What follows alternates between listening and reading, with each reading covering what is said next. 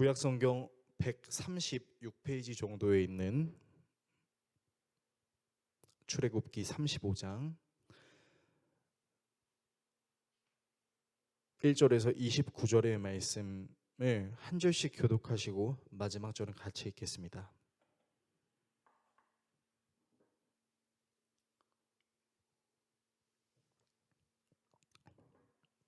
다 찾으신 줄로 알고 하나님 말씀 읽겠습니다. 모세가 이스라엘 자손의 온 회중을 모으고 그들에게 이르되 여호와께서 너희에게 명령하사 행하게 하신 말씀이 이러하니라. 엿새 동안은 일하고 일곱째 날은 너희를 위한 거룩한 날이니 여호와께 엄숙한 안식일이라. 누구든지 이 날에 일하는 자는 죽일지니 안식일에는 너희의 모든 처소에서 불도 피우지 말지니라. 모세가 이스라엘 자손의 온 회중에게 말하여 이르되 여호와께서 명령하신 일이 이러하니라. 이르시기를 너희의 소유 중에서 너희는 여호와께 드릴 것을 택하되 마음에 원하는 자는 누구든지 그것을 가져다가 여호와께 드릴지니 곧 금과 은과 놋과 청색, 자색, 홍색 실과 가는 배실과 염소털과 붉은 물들인 순양의 가죽과 해달의 가죽과 조각목과 등유와 및 관유에 드는 향품과 분향할 향을 만드는 향품과 호마노며 에봇과 흉패에 물릴 보석이니라. 무릇 너희 중 마음이 지혜로운 자는 와서 여호와께서 명령하신 것을 다 만들지니 곧 성막과 천막과 그 덮개와 그 갈고리와 그 널판과 그 띠와 그 기둥과 그 받침과 증거궤와 그 채와 속죄소와 그 가리는 휘장과 상과 그 채와 그 모든 기구와 진설병과 불 켜는 등잔대와 그 기구와 그 등잔과 등유와 분향단과 그 채와 관유와 분향할 향품과 성막 문의 휘장과 번제단과 그 놋 그물과 그 채와 그 모든 기구와 물두멍과 그 받침과 뜰의 포장과 그 기둥과 그 받침과 뜰 문의 휘장과 장막 말뚝과 뜰의 말뚝과 그 줄과 성소에서 섬기기 위하여 정교하게 만든 옷 곧 제사 직분을 행할 때에 입는 제사장 아론의 거룩한 옷과 그의 아들들의 옷이니라. 이스라엘 자손의 온 회중이 모세 앞에서 물러갔더니 마음이 감동된 모든 자와 자원하는 모든 자가 와서 회막을 짓기 위하여 그 속에서 쓸 모든 것을 위하여 거룩한 옷을 위하여 예물을 가져다가 여호와께 드렸으니 곧 마음에 원하는 남녀가 와서 팔찌와 귀고리와 가락지와 목걸이와 여러 가지 금품을 가져다가 사람마다 여호와께 금 예물을 드렸으며 무릇 청색, 자색, 홍색 실과 가는 배의 실과 염소털과 붉은 물들인 순양의 가죽과 해달의 가죽이 있는 자도 가져왔으며 은과 놋으로 예물을 삼는 모든 자가 가져다가 여호와께 드렸으며 섬기는 일에 소용되는 조각목이 있는 모든 자는 가져왔으며 마음이 슬기로운 모든 여인은 손수 실을 빼고 그 뺀 청색, 자색, 홍색 실과 가는 배의 실을 가져왔으며 마음의 감동을 받아 슬기로운 모든 여인은 염소털로 실을 뽑았으며 모든 족장은 호마노와 및 에봇과 흉패에 물릴 보석을 가져왔으며 등불과 관유와 분향할 향에 소용되는 기름과 향품을 가져왔으니 같이 읽습니다. 마음에 자원하는 남녀는 누구나 여호와께서 모세의 손을 빌어 명령하신 모든 것을 만들기 위하여 물품을 드렸으니 이것이 이스라엘 자손이 여호와께 자원하여 드린 예물이니라. 아멘. 오늘 여러분과 함께 출애굽기 강의 57번째 시간 공동체를 세우시는 은혜라는 주제로 하나님 말씀 나누도록 하겠습니다. 오늘 본문은 하나님께서 명령하신 성막을 이제 만드는 내용을 다루고 있습니다. 그동안 우리가 굉장히 길게 묵상했던 성막 스토리, 즉 하나님께서 모세를 시내산으로 부르신 후 성막을 어떻게 만들어야 하는지, 성막 안에 있는 기물들을 어떻게 만들어야 하는지를 가르쳐 주신 그 긴 것들을 이제 실천하는 것인데요. 쉽게 말하자면 이스라엘의 교회가 어떻게 시작됐는지 그리고 어떻게 유지되었는지에 대한 내용이라고 할 수 있겠습니다. 오늘 본문의 내용을 문자적으로 보게 되면 마치 헌금과 섬김을 강요하는 내용처럼 보일 수 있어서 이제 저 목사가 좀 헌금 얘기하려고 하는 건가? 좀 교회 섬기라고 얘기하는 건가? 라는 식으로 들릴 수 있겠지만 사실 오늘 우리가 읽은 이 본문의 내용들은 단순히 종교 단체를 형성하기 위한 것이라기보다는 하나님께서 어떻게 하나님을 사랑하는 사람들을 이끌어 가시는지에 대한 내용이라고 할 수 있겠습니다. 안타까운 것은 사실 그리스도인이든 비그리스도인들이든 모두가 아는 것이 교회가 요즘 사회의 문매를 요즘이 아니라 사실은 굉장히 오래전부터 사회의 문매를 굉장히 많이 맞아오고 있다라는 것이고 그 문매를 맞아오고 있는 이유 중에는 아주 이제 커다란 문제 중에 하나가 헌금 문제 그리고 교회를 섬김에 있어 보이지 않게 형성되는 일종의 비교 의식 때문이라고도 할 수 있죠. 여러분께 좀 성경을 근거로 좀 제대로 말씀을 드리자면 사실 교회는 헌금이나 섬김을 강요하는 장소는 아닙니다. 오히려 기쁨으로 헌금하고 기쁨으로 섬기는 이유가 무엇인지를 가르쳐 주는 것이죠. 교회는 하나님의 사랑에 대해서 깊이 깨닫고 배우는 사람들이 어떻게 하나님의 사랑을 실천함으로 공동체를 세워 나아가는 곳인지를 체험하는 곳이라고 할 수 있겠습니다. 따라서 오늘은 이 출애굽기 본문을 통해 여러분과 공동체에 대한 내용을 좀 살펴보려고 합니다. 본문을 통해 다음의 내용을 살펴보려고 하는데요. 먼저 공동체의 시작에 대해 살펴보겠습니다. 그리고 공동체의 형성 과정에 대해 살펴보겠습니다. 마지막으로 어떻게 공동체를 세워야 하는가에 대해 살펴보겠습니다. 공동체의 시작, 공동체의 형성 과정, 어떻게 공동체를 세워 나아가야 하는가, 이 내용들을 살펴본 후에 기도하도록 하겠습니다. 첫 번째, 공동체의 시작입니다. 하나님께서 성막 제조의 본격적인 시작을 명령하시기 전 다시 한번 말씀하신 그 절기에 대한 내용이 있는데요. 본문 1절에서 3절의 말씀을 화면을 통해 같이 읽겠습니다. 모세는 이스라엘 자손의 온 회중을 모아놓고 말하였다. 주님께서 당신들에게 실천하라고 명하신 말씀은 이러합니다. 엿새 동안은 일을 해야 합니다. 그러나 일의 날은 당신들에게 거룩한 날, 곧 주님께 바친 완전히 쉬는 안식일이므로 그날에 일을 하는 사람은 누구든지 사형에 처해야 합니다. 안식일에는 당신들이 사는 어디에서도 불을 피워서는 안 됩니다. 자, 말씀해 보시면요. 이제 모세가 이스라엘 사람들을 모아놓고 성막을 짓기 전에 다시 한번 하나님께서 지키라고 말씀하신 내용을 이야기하는데 그것은 바로 안식일입니다. 오늘날로 말하면 토요일이죠. 심지어 불을 피우는 것도 허용하지 않는다는 것을 보면 굳이 이렇게까지 해야 되나라는 생각이 들 수도 있겠지만 오늘날에는 우리가 라이터나 성냥으로 불을 쉽게 피울 수 있지만 고대 근동 사회만 하더라도 여러분 불을 피우는 일은 상당한 육체적 노동을 요구했었습니다. 혹시 부싯돌로 불 붙여보신 분 계신가요? 저는 한번 그걸 해본 적이 있었는데 이거 불 붙이는 게 진짜 쉬운 게 아니더라고요. 또 나무와 나무를 비벼서 불을 붙이는 일도 정말로 쉬운 일이 아닙니다. 오늘날처럼 라이터나 성냥이 없던 시대 때는 이렇게 굉장한 노동을 가지고 불을 피웠던 것이죠. 분명 지난주에 설교 내용 속에서도 하나님께서 안식일을 지키라는 말씀이 있었음에도 불구하고 오늘 또다시 안식일을 지키라는 말을 계속해서 강조하시는 이유가 무엇일까요? 혹시 여러분이 지난주 나눴던 안식일에 대한 개념을 기억하시면 좋겠지만 여러분 하나님께서 말씀하신 안식일의 개념은 이날은 그냥 쉬는 날이야 아무것도 안 해도 돼 라는 차원이 아니라 아무리 바쁘고 힘든 일이 있다 하더라도 심지어 그 바쁘고 힘든 일이 하나님께서 명령하신 것을 실천하는 일이다 하더라도 안식일은 하나님이 우리에게 행하신 일이 무엇인지를 기억하고 그 하나님께 감사하며 그 하나님을 깊이 묵상하는 날이라고 말씀드렸었어요.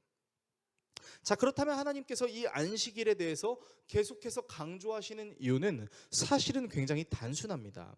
왜냐면요, 하나님은 이스라엘이 하나님을 소중하게 여기고 하나님의 말씀에 순종하는 것을 기쁨으로 여기며 하나님이 베푸신 은혜를 잊지 않게 하려는 일종의 관계의 문제가 중요하다라는 것을 알려주고 계신 것이죠. 관계의 문제가 중요한 이유는 친밀한 관계의 형성이야말로 건강하고 단단한 공동체를 만들 수 있는 가장 중요한 매개체, 가장 중요한 시작의 근거가 될 수 있기 때문입니다. 사실 여러분이 아시다시피 이스라엘 사람들은 이집트에서부터 시작된 하나님의 여러 기적들을 맛보았죠. 만나와 메추라기도, 물이 없는 곳에 물도, 심지어 구름 기둥과 불 기둥으로 날마다 하나님의 기적을 체험했다라는 것입니다. 그런데 그렇게 여러 번 기적을 맛보았음에도 불구하고 이스라엘 사람들은 계속해서 하나님의 말씀에 온전히 순종하지 못했었던 것이죠. 결국 시내산에서 40일이라는 시간 동안 내려오지 않는 모세 때문에 이제 아론에게 가서 볼멘 소리를 하지 않습니까? 우리를 인도하던 리더 모세는 어디 갔냐? 우리가 빨리 숭배할 수 있는 하나님을 만들어 달라. 그래서 그 사람들이 선택했던 방법이 무엇입니까? 그때 당시에 다산을 상징했던 짐승인 송아지를 본딴 금송아지의 형상을 만들어서 자기들 방식대로, 자기들이 원하는 형태로 하나님을 예배했다라는 것이죠. 그래서 하나님께서는 이 이스라엘 사람들을 모두 심판하려고 하셨음에도 불구하고 하나님은 중보자 모세를 통해 이스라엘을 심판하지 않으시고 다시 받아들이실 수 있는 기회를 주셨다라는 것이죠. 자, 이스라엘 사람들의 입장에서는요, 아마 이런 생각이 들었을지도 모르겠어요. 아, 내가 진짜 하나님의 이런 많은 은혜들을 누렸음에도 불구하고 심지어 하나님께서 십계명을 모세에게 주셔서 가지고 내려오는 순간에도 나는 여전히 내 식대로 하나님을 섬기고 싶었구나. 아, 하나님이 정말로 진노하셨겠다. 그 하나님께 내가 잘해야겠다. 왜 잘못한 사람들을 눈치를 보면서 그 사람들 비위 맞춰주고 잘 해주는 것처럼 이스라엘 사람들 마음속에는 그 어떻게든 빨리 성막을 만들고 싶은 마음이 있었을 겁니다. 빨리빨리 성막 기물을 만들어서 하나님을 기쁘시게 하고 싶은 마음이 있었을 수도 있는 것이죠. 그런데요, 하나님께서는 그렇게 생각할 수 있는 이스라엘 사람들에게 너희들에게 가장 중요한 건 빨리 성막을 만들고 빨리 성막 기물을 만들어서 날 즐겁게 해주는 게 아니라 너희들을 사랑하는 나 자신이 내가 누군지, 그리고 너희들이 진짜 나와 깊은 관계를 맺고 싶은 것인지를 돌아보아야 돼라고 말씀하고 계신 것이죠. 이것은 하나님께서 자신의 피조물인 인간들을 어떻게 써먹으실지만을 생각하시는 폭력의 하나님이 아니라 자신이 만드신 피조물과 진실한 사랑의 관계를 나누고 싶으신 하나님이라는 사실을 우리에게 말하고 있다는 것이죠. 회사나 직장 그리고 동아리나 공동체들이 가지고 있는 공통점이 있습니다. 뭐냐면요, 보통 이런 단체들은 시무식이나 워크숍이나 체육대회 같은 친목 도모를 꼭 한다라는 것이죠. 요즘 개인 시간이 너무 중요하고 너무 바쁜 삶을 살고 있다 보니까 굳이 이런 것까지 해야 돼? 라고 말하는 사람들이 있을 수도 있겠지만, 여러분, 사실 모든 공동체에서 가장 중요한 일 중 하나는 바로 사람과 사람의 관계의 문제입니다. 여러분들도 다 직장 생활을 하시니까 알고 있겠지만 사실 직장의 과중한 업무보다 더 힘든 게 있습니다. 그게 뭐냐면 상사와의 관계, 협력하는 거래처와의 관계, 부하 직원과 동기 직원과의 관계죠. 교회도 마찬가지입니다. 여러분, 교회에서 가장 중요한 사역이 무엇이라고 생각하십니까? 어떤 사람들은 이렇게 말하겠죠. 저 사람이 하나님을 믿을 수 있게 하나님을 잘 전해야 돼요. 맞아요. 하나님을 잘 증거해야 됩니다. 그런데 하나님을 잘 증거하기 전에 중요한 작업이 있습니다. 뭐냐면요, 그 하나님을 전해야 될 대상과 친밀해지는 겁니다. 교회에서 가장 많이 쓰이는 예산 중에 하나가 무엇인지 혹시 알고 계신가요? 교회를 좀 다녀보신 분들은 아시겠지만 여러분, 교회에서, 그러니까 선교, 어떤 그 큼지막한 사역을 제외하고 일반적으로 교회에서 가장 많이 그 교회 헌금이 사용되는 부분이 어디냐면 교제입니다. 사람들과 차를 마시고 맛있는 거를 먹고 마시는 부분, 그리고 사람과 사람이 만나면서 서로 교제하는 그 시간들에 교회의 중요한 헌금들이 정말로 많이 사용된다라는 것이죠. 왜요? 아, 교회는 그냥 맛있는 거 먹는 동아리라서요? 아, 교회는 그냥 즐거운 얘기하는, 그냥 친목 도모하는 곳이라서요? 아닙니다. 복음을 증거하기 위해서 먼저 그 사람을 알아가고 그 사람이 어떤 사람인지를 느껴가면서 이 사람에게 내가 어떻게 효과적으로 복음을 전할 수 있을지를 생각해야 된다라는 것이죠. 이를 통해 우리가 알 수 있는 명확한 한 가지 사실은 공동체의 시작은요, 바로 사람들의 친밀한 관계에서 시작된다라는 것입니다. 많은 사람들이 공동체의 시작을 어떤 목적이나 목표로 생각하는 경우가 많습니다. 그러나 아무리 목적이나 목표가 같다 하더라도 그것을 이루어 나아가는 사람들의 관계가 친밀하거나 원만하지 못하다면 여러분, 그 공동체는 분명히 분열되거나 파괴됩니다. 하나님은요, 이스라엘 사람들에게 그냥 자기가 원하는 어떤 기물을 만들어라, 그거를 중요하게 생각하신 것이 아니라 이스라엘 사람들이 하나님을 사랑하는 마음을 요구하시고 하나님과 하나 되는 관계를 통해 공동체를 시작하신 것이라고 할 수 있다라는 것이죠. 두 번째, 공동체의 형성 과정입니다. 이어서 모세는 이스라엘 사람들에게 어떻게 하나님의 성막을 건축해야 되는지에 대해 이야기하는데요. 본문 4절에서 5절 그리고 20절에서 22절, 29절을 한 화면을 통해서 같이 읽겠습니다. 모세가 이스라엘 자손의 온 회중에게 말하였다.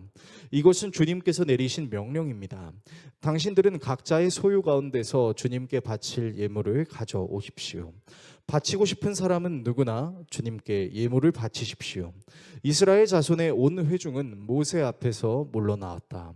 마음이 감동되어 스스로 그렇게 하기를 원하는 사람은 모두 나서서 회막과 그곳의 제사에 필요한 모든 것과 거룩한 옷을 만들 수 있도록 갖가지 예물을 주님께 바쳤다.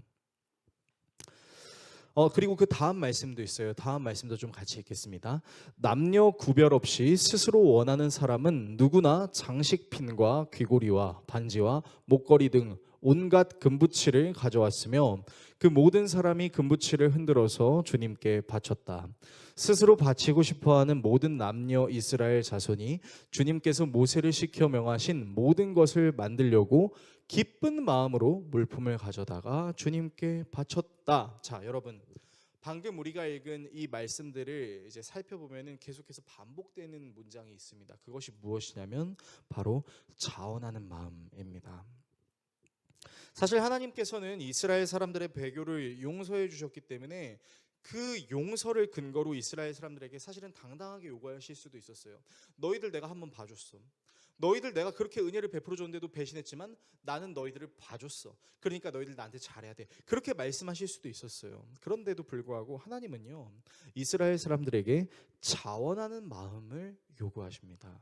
자, 하나님께서 이렇게 말씀하시는 이유가 도대체 무엇일까요? 출애굽기를 계속해서 묵상하셨다면 여러분, 이스라엘 사람들이 하나님의 도움을 받아 이집트를 탈출하게 되었을 때 그들이 빈손으로 탈출하지 않았다라는 것을 알 수 있습니다. 약 400년이라는 시간 동안 노예 생활을 하던 그들에게 새로운 삶의 터전을 찾아 나아갈 수 있도록 하나님은 온갖 금은 패물과 재산을 이집트 사람들로부터 받게 했죠. 그리고 그들이 하나님이 약속하신 땅으로 인도되는 그 광야의 과정 속에서도 이스라엘 사람들이 스스로 무언가를 하지는 않았습니다. 물과 만나와 메추라기, 구름기둥과 불기둥은요, 이스라엘 사람들이 뚝딱뚝딱해서 만든 것이 아니라 아무것도 없는 광야 속에서 하나님께서 주신 은혜였던 것이죠. 즉 하나님께서는 이스라엘 사람들이 자신에게 베풀어 주신 그 하나님의 은혜에 감사하는 마음으로 스스로 하나님께 드리기를 원했다라는 것입니다. 여러분, 그러니까요, 오늘 본문은요, 하나님께서 사실 이스라엘 사람들에게 야, 너희들 성막 만들어야 될 거냐, 돈 내놔, 이렇게 말씀하시는 것이 아니라 이스라엘 사람들이 하나님을 사랑하는 그 마음을 원하셨다라는 것이죠. 그래서 어떤 사람은 그 자원하는 마음이 자신이 가지고 있는 재산의 일부였을 수도 있겠고, 어떤 사람에게는 조금 큰 규모였을 수도 있을 것입니다. 중요한 것은 하나님께서 어떤 적정량의 기준을 선택하시지 않으셨다라는 것이죠. 너희들의 자원하는 그 마음이라고 말씀하시는 거죠. 어떤 사람들은 이것을 보면서 뭐야 결국 하나님 생색 내시는 거 아니에요? 라고 생각할 수도 있을지 모르겠는데요. 여러분 사실 생존에 관련된 문제를 도와주는 절대적 존재에겐요 우리는 감히 생색이라는 표현을 사용하지 않습니다. 여러분은 여러분을 길러주신 부모님이 여러분들께 뭔가를 요구하실 때 여러분은 생색 낸다라고 표현하시나요? 아, 엄마 아빠가 나 키워줬으니까 이제 나한테 그거 빼먹으려고 하는 거야 라고 생각하시나요? 그렇게 생각하는 사람들은 아무도 없습니다. 왜요? 우리 부모님도 우리의 인생의 은사님이시거든요. 그리고 부모님이 설령 그것을 원한다 할지라도 그것은 우리에게 어떤 많은 것을 원하는 것이 아니라 부모님을 사랑하는 그 마음, 공경하는 마음을 원하시는 거죠. 그래서 여러분, 우리들은요, 믿던 하나님을 믿든 믿지 않든 우리의 은사라고 생각되는 분들 앞에서는요, 우리는 사실은 더 잘해드리지 못해서 죄송한 마음을 갖기 마련입니다. 그러니까 이건 생색이라고 얘기할 수 없죠. 또한 돈이라는 것이 우리로 하여금 깨닫게 해주는 중요한 포인트가 한 가지 있습니다. 여러분 그게 무엇이냐면요. 돈은 내가 무엇을 가장 소중히 여기고 있는지를 알게 해주는 기능을 갖고 있습니다. 쉽게 설명해 드리면 이런 겁니다. 사람은요 함부로 자기의 지갑을 열지 않습니다.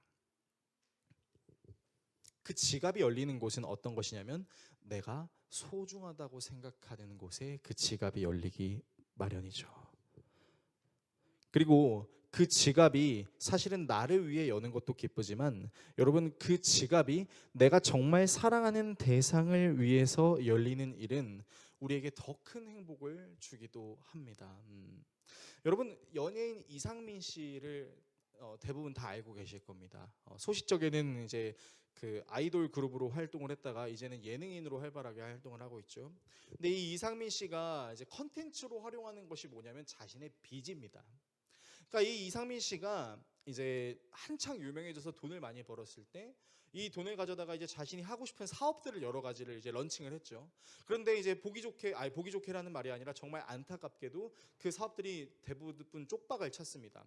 그래서 이제 이상민이라는 연예인에게 굉장히 오래전에 이제 할당되었던 빚이 수십억에 해당하는 지금 시대로 치면 뭐 몇백억 정도 되는 그런 빚이 생긴 것이죠. 그러니까 연예인 이상민에게 계속해서 빛을 독촉하는 채권자들이 있을 거 아닙니까? 그러니까 이 채권자들이 처음에는 이상민에게 굉장히 이제 그 진노하는, 굉장히 화가 많은 상태로 내 돈 내놔, 내 돈 내놔 막 그렇게 요구를 했겠죠.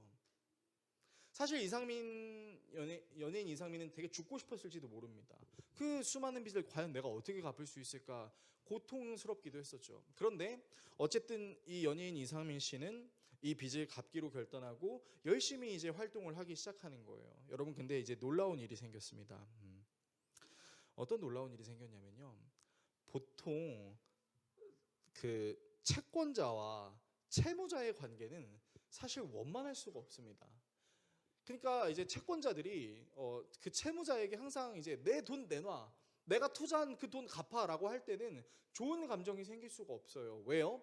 투자를 했을 때 분명히 잘 될 거라고 얘기를 했고 나에게 투자하면 잘 될 것이기 때문에 나한테 무조건 많이 투자해야 돼요라고 그렇게 얘기를 하고 거기에 내가 속아 넘어갔다라고 생각을 하기 때문에 보통 채권자들은 채무자에 대한 태도가 사실 그렇게 밝진 않습니다.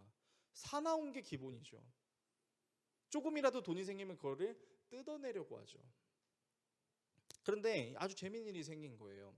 이 연예인 이상민 씨가 이제 예능을 하기 시작하면서 이제 이 예능이 재밌으니까 여러 이 예능 프로그램에서 이상민 씨를 이제 부르는 겁니다. 그러니까 이제 이상민 씨가 열심히 일을 하잖아요. 근데 여러분 이 이상민 씨가 일하는 거를 열심히 할 수 있도록 채권자들이 채무자인 이상민 씨에게 무슨 행동을 했는지 아십니까? 명절이 되면 아주 좋은 보약이나 기력 같은 거를 이제 사다 준다는 거예요. 그냥 동네에서 파는 그냥 간단한 그냥 홍삼 같은 그런 선물을 주는 게 아니라 내 채무자가 열심히 일해서 돈을 갚을 수 있도록 자기의 지갑을 열어서 보약을 사준다는 겁니다. 여러분 근데 웃기지 않습니까? 채권자들도 사실 돈이 없을 거 아닙니까? 이 이상민이라는 사람에게 투자한 돈을 사실 받아내는 것에 급급할 텐데, 그러면 사실 이 사람한테 밥 한 그릇 사주는 것도 되게 아깝다라는 생각이 들 수 있을 텐데, 이 사람들이 자기의 지갑을 열어서 자기의 채무자인 이상민 씨에게 보약을 사다 준다는 거예요. 물론 이상민 씨가 돈을 잘 벌어서, 그래 건강관리 잘해서 돈 잘 벌어서 내 채무를 다 갚아야 돼 라는 차원으로 할 수 있겠지, 그렇게 보약을 사다 줬을 수 있겠지만, 여러분 이 사실은 우리에게 무언가를 알려주냐면요, 정말 내 지갑이 열리는 그곳이 진짜 나가 사랑하고 내가 원하는 것이 있다라는 것을 아주 잘 보여주는 표본이 될 수 있다라는 것이죠.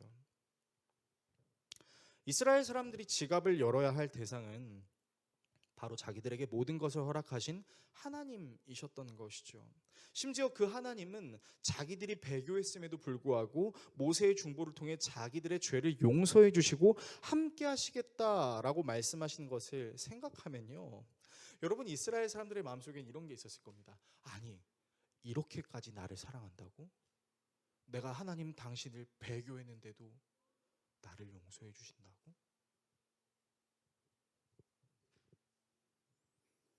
그래서요, 이스라엘 안에는 굉장히 특이한 변화가 일어나기 시작합니다. 어떤 변화냐면요, 남녀노소를 막론하고 자기들이 가진 재물, 자기들이 가진 재능을 하나님을 위해 기쁘게 헌물하기 시작했다라는 것입니다.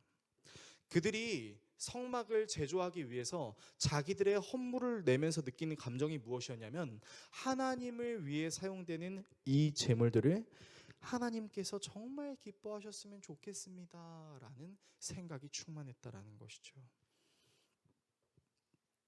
이를 통해 우리가 알 수 있는 사실은요, 공동체는 명령과 복종이 아닌 사랑의 관계로 시작되고, 그 관계성을 통해 자원하는 마음으로 섬길 때 아름다운 형성 과정을 밟을 수 있게 된다라는 것입니다. 세 번째, 어떻게 공동체를 세워가야 하는가입니다. 자, 오늘의 말씀을 우리의 삶에 어떻게 적용해야 될까요? 저는 두 가지를 여러분들께 말씀드리고 싶습니다. 첫 번째는요, 우리가 순서를 바로 알아야 한다라는 것입니다. 이것에 대해서 좀 설명해 드리도록 하겠습니다. 많은 사람들이 공동체를 세워감에 있어서 오해하는 것들이 있는데, 그 중에 하나가 뭐냐면 관계를 잘 형성하는 것보다 내가 해야 할 일을 무엇인지 빠르게 알고 그것을 잘 해내야만 된다라고 생각하는 것입니다. 물론 내게 맡겨진 있는 그 일을 잘하는 것은 중요합니다. 일단 맡겨진 일이 잘 되어야 톱니바퀴처럼 모든 것이 굴러가는 느낌을 받을 수는 있겠죠. 자, 그런데요, 이렇게 생각하는 구조는 당장 내게 맡겨진 일을 잘 해낼 수 있을지는 몰라도 결국에는 그 사람의 마음과 생각을 좀먹는 일이 될 수 있습니다. 일을 잘할 때는 문제가 안 생겨요. 그런데 일을 못하기 시작하는 순간 사람을 사람으로 보지 않고 도구로 보게 됩니다.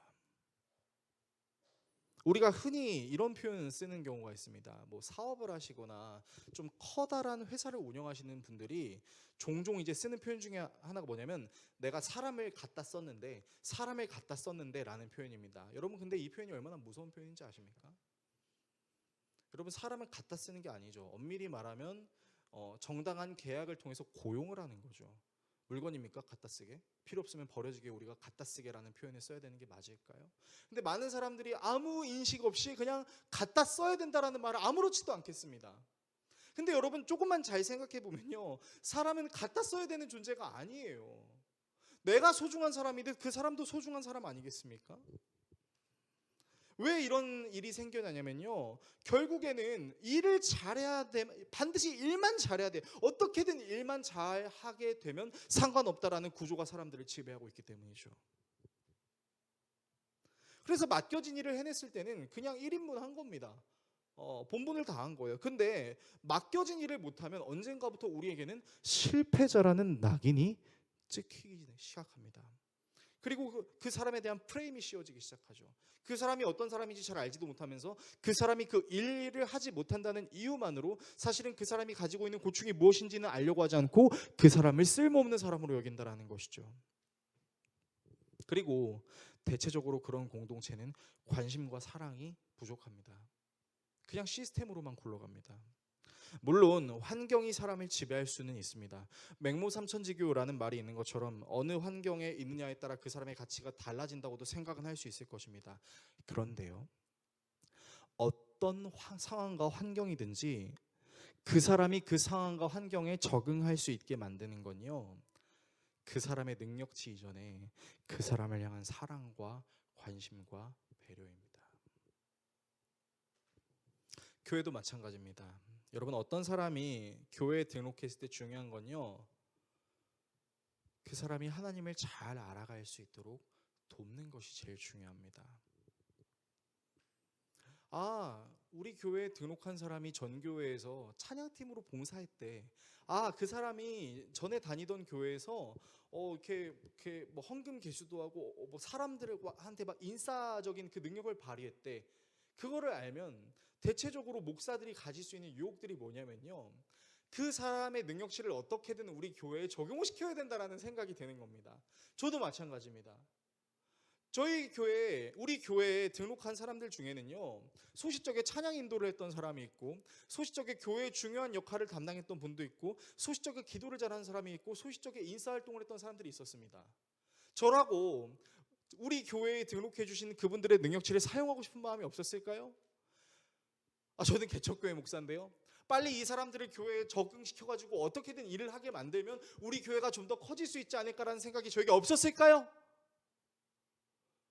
그런데요, 저에게 그런 마음이 없진 않았지만 사실 저는 그것을 실천하고 싶은 마음이 없었습니다. 왜냐면요, 제가 만약 그렇게 새 가족들을 대하고 그렇게 사람들의 필요에 따라 적용하려고만 한다면요, 우리 교회에 등록하신 분들은 오히려 저에게 상처를 받을 것입니다.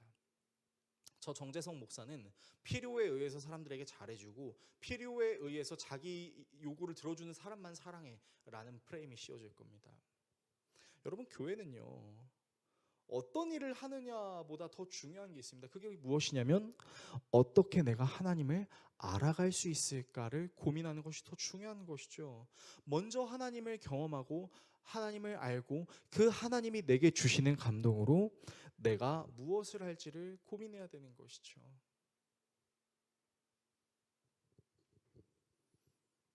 그런데 안타까운 사실은 이런 모습보다는 오히려 교회 안에서 갉아먹히고 교회 안에서 쓰임당하는 사람들이 사실 너무나 많다라는 것입니다. 심지어 직분자를 선택을 할 때도 그 직분자에게 당신이 이제 직분을 받게 되었으니 당신은 얼마의 헌금을 교회에 내야 됩니다라고 말하는 경우도 있다는 겁니다. 그게 자원이라고 말할 수 있을까요? 그러면 교회는 가난한 사람은 못 다니는 거 아닌가요? 중요한 건 먼저 하나님을 알아가고 그 다음에 어떻게 내가 하나님을 자원하는 마음으로 섬길 수 있을지를 고민해야 된다는 것이죠. 이것이 바른 순서라는 것입니다. 사도 바울은 당시 사람들이 알아주는 최고의 율법 교사였던 가말리엘의 가르침을 받은 사람이고, 사도 바울은 웬만한 실수는 용납하지 않는 완벽주의자 그 자체였어요. 근데 그랬던 바울이 다마스쿠스라는 언덕에서 예수님을 만나게 됐을 때 바울이 예수님께 했던 첫 질문이 이것이었습니다. 예수님, 당신은 누구십니까? 그리고 그 다음에 이런 질문을 합니다. 예수님의 응답을 들었던 사도 바울은 예수님, 제가 이제 어떻게 살아야 될까요? 바울은 당시 많은 사람들에게 존경을 받는 바리새인이었습니다. 그러나 그 바리새인은 예수를 믿는 자들을 칼로 쳐 죽이고 감옥에 가두는 악랄한 짓을 자행하는 사람이었죠. 완벽주의자였음에도 불구하고 하나님의 율법 그 자체이신 예수를 못 알아봤다라는 것이죠. 그랬다가 예수를 만나고 나서 바울이 했던 고백은 주님 누구십니까? 그리고 주님의 응답을 들은 다음엔 주님 어떻게 해야 될까요? 여러분, 교회는 바로 이 순서를 따라야 합니다. 특히 목회자인 제가 정말 조심해야 되는 것은 하나님께서 보내주신 성도들은 제가 섬기고 목양하고 이 세상에서 그리스도인으로 살아갈 수 있도록 충전해드리고 가르쳐드리는 일이지, 우리 교회에 접근하는 사람들을 어떻게 하면 우리 교회를 부풀릴 수 있는 존재로 사용할 수 있을까라고 생각하며 순서가 뒤바뀐 순간 그 교회는 하나님으로부터 멀어질 수 있는 교회가 될 수 있다는 것이죠. 여러분도 마찬가지입니다. 여러분이 진짜 올바른 신앙을 쌓아가기를 원한다면 내가 교회에서 무슨 봉사를 해야 되지라고 고민하기보다 나는 하나님을 얼마나 알고 있지를 먼저 고민해 봐야 한다는 것이죠. 두 번째로, 사람이 공동체에서 적응하고 자원하는 마음으로 섬길 수 있도록 우리에겐 무엇이 필요하냐면 인내가 필요합니다.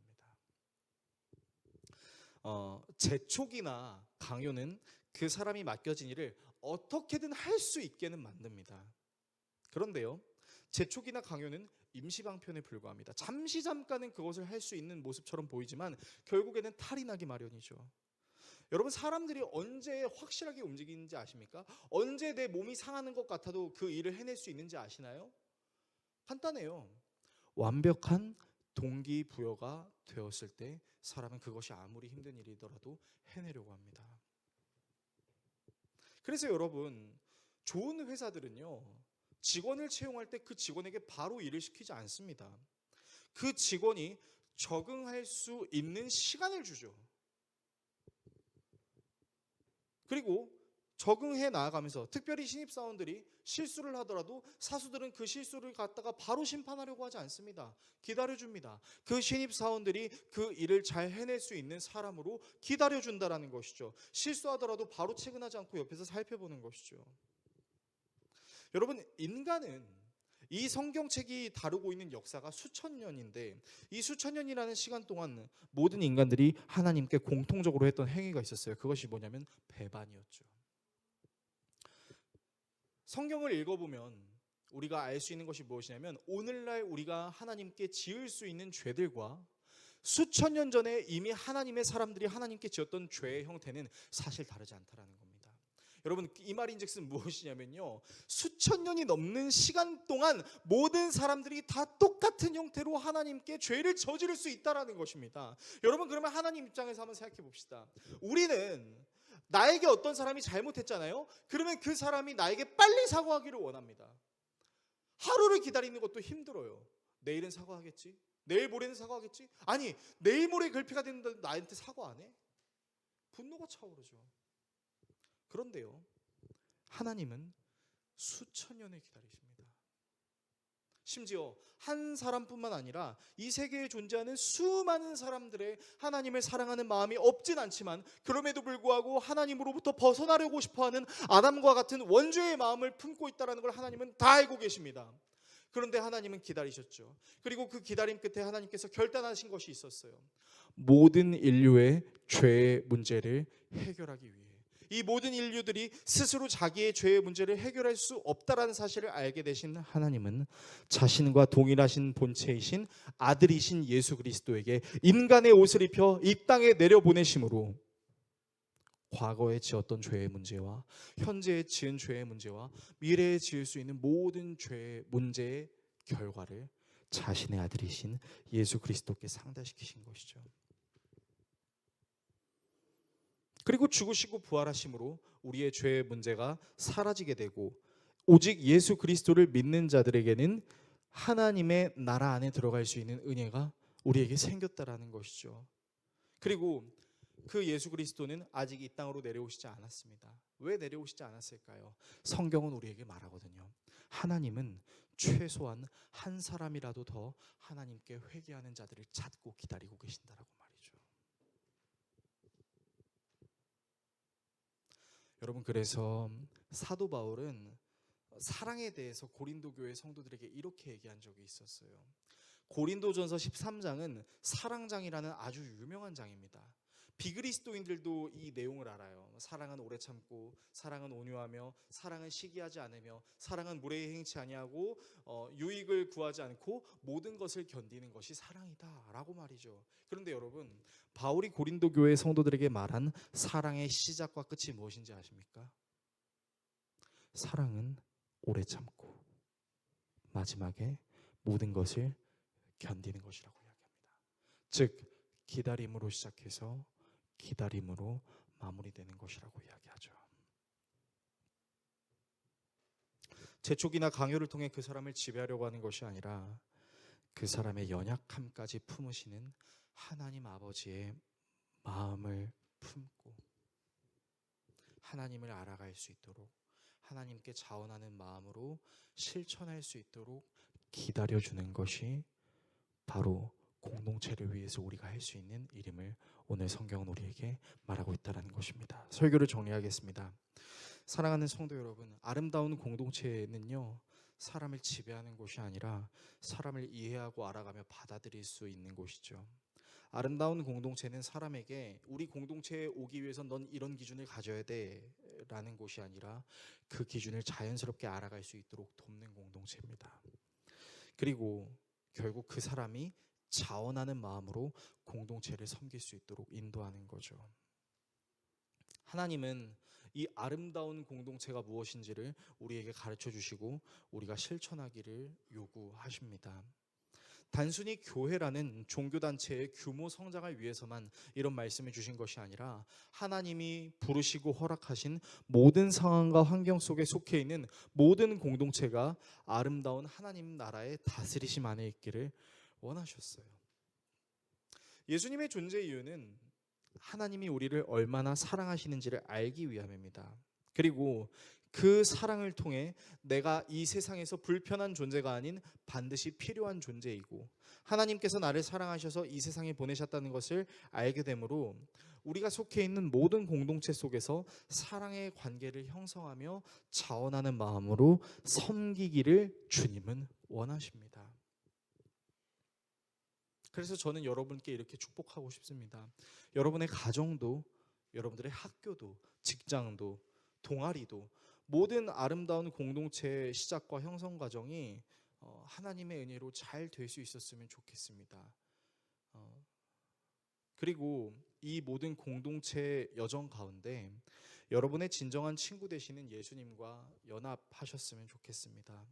왜냐하면 그분이 우리에게 어떻게 하나님을 알 수 있는지를 알려주셨고 하나님께서 우리를 얼마나 기다리고 계시는지를 알게 해주셨기 때문이죠. 그러므로 우리가 예수님과 연합하게 될 때 우리는 절대로 재촉이나 강요로 사람을 못 살게 구는 것이 아니라 그 사람을 알아가고 그 사람을 위해서 기도하고 그 사람이 자원하는 마음으로 활동할 수 있도록 돕는 존재가 될 수 있을 것입니다. 그리고 여러분들의 그런 모습을 통해 한 사람이 하나님께로 돌아오고 한 사람이 회복되는 은혜가 있을 것입니다. 이 사실을 기억하심으로 공동체를 세우시는 하나님의 은혜이신 예수 그리스도와 동행하는 삶을 사시는 저와 여러분 모두가 될 수 있기를 예수 그리스도의 이름으로 축원합니다.